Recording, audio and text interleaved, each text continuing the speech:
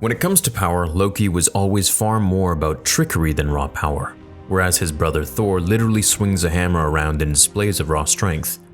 Loki's shtick fully embodies the mischievous of his godly role. He'd cast illusions, craft spells, and twist plots to his favor. But a quick detail in one episode of the Disney Plus series may hint that Loki's strength is even greater than Thor's. Indeed, it might just be greater than any other telekinetic in the MCU. Yeah, even Scarlet Witch. The showing of power comes in the third episode of Loki entitled Lamentis, wherein Loki and his counterpart Sylvie are forced to escape a doomed planet from its apocalypse. As the world literally crumbles around them, the pair attempts to make their way to the safety of an escape vehicle. At one point, an entire skyscraper collapses and starts to tumble towards them. Loki's response? He freaking topples it right back.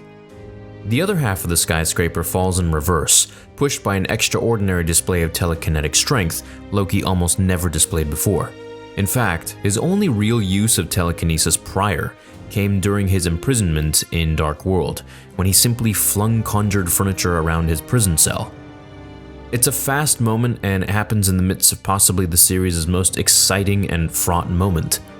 It's a raw display of forced Loki rarely unleashing his powers. But it's clear from the moment that it's not a trick or illusion. Hundreds of tons of matter fall atop him, and he grabs it with his telekinesis before flinging it back. I mean, Yoda did something like this in Attack of the Clones when he was saving Obi-Wan and Anakin, when Count Dooku tried to fling that entire pillar on them, and he looked like he was struggling a little bit. He wasn't doing it as easy and quickly as Loki did. The showing is a display of strength far greater than any, even Thor, had shown. What's better is that since it is a feat of telekinesis, it means he does not even need physical contact to initiate the force. He just gestures and it happens. Really, it's even greater than the Scarlet Witch's own telekinesis, in my opinion. Even at its height in Endgame and Infinity War, Scarlet Witch destroying Thanos' giant machines of war comes nowhere close to the sheer amount of matter in the skyscraper from Lamentis. Scarlet Witch is generally more showy with how she uses her powers than Loki, but it seems the God of Mischief has been sitting on his best ability this whole time. But why? It could be that he keeps the ace up his sleeve only for moments when he truly needs it. Not allowing anybody to know how truly powerful he is would be a smart move for a conniving manipulator like Loki.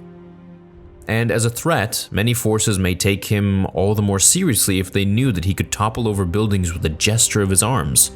Of course, it could also be that there is a limitation on just how often he can use this ability.